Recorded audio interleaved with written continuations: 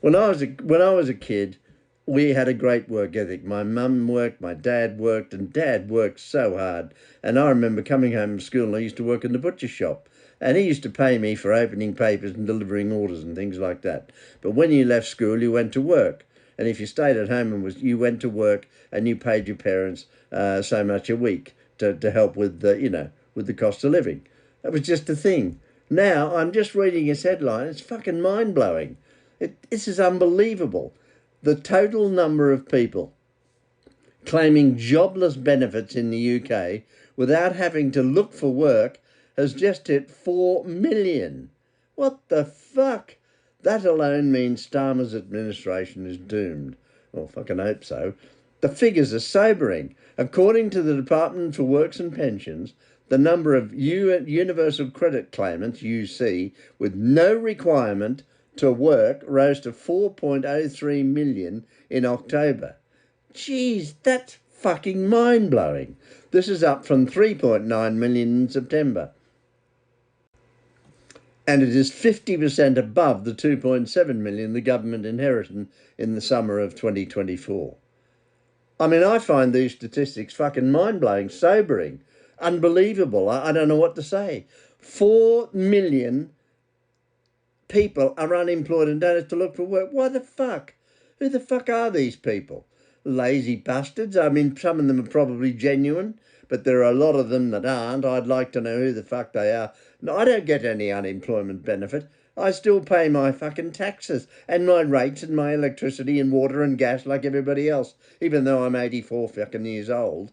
I mean, nobody gives me any help, and these people are on the dole and don't have to look for work. What's wrong with this government? This is not right. We can't afford this. Our national debt is now greater than our GDP.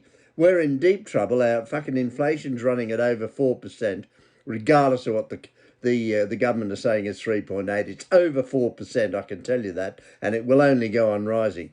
We can't go on like this. We've got Rachel from Accounts budget in 2 weeks' time, God forbid, and that's going to be horrendous.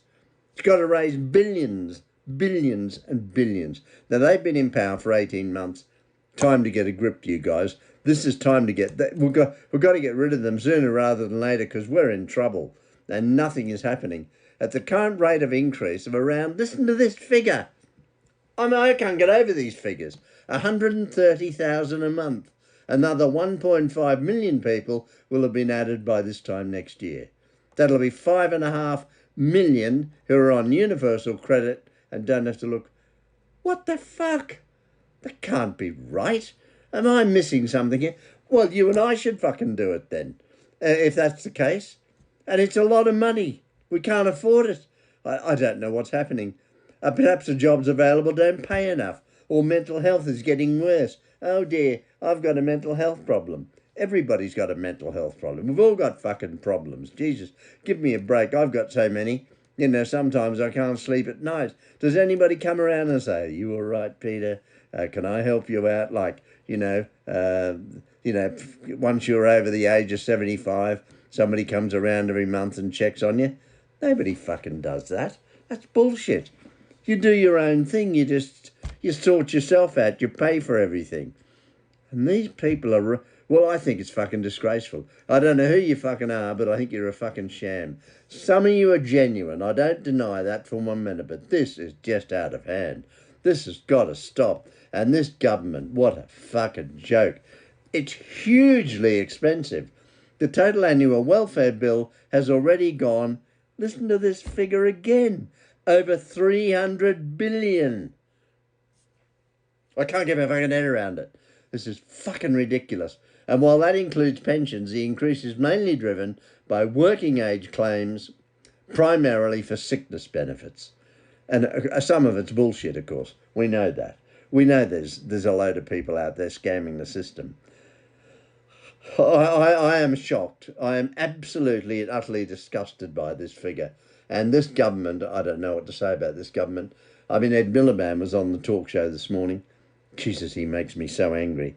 And he keeps on saying, net zero is our aim, and I don't apologise for this, and, the fact that I'm going to fly back and spend all that money on fucking airfares back to COP30, which is a fucking cop-out, is bullshit. He didn't give a shit. Those ministers make me so angry. This government's ministers, I can't think of one that I would have in my cabinet if I were in charge of this government. Not one of them.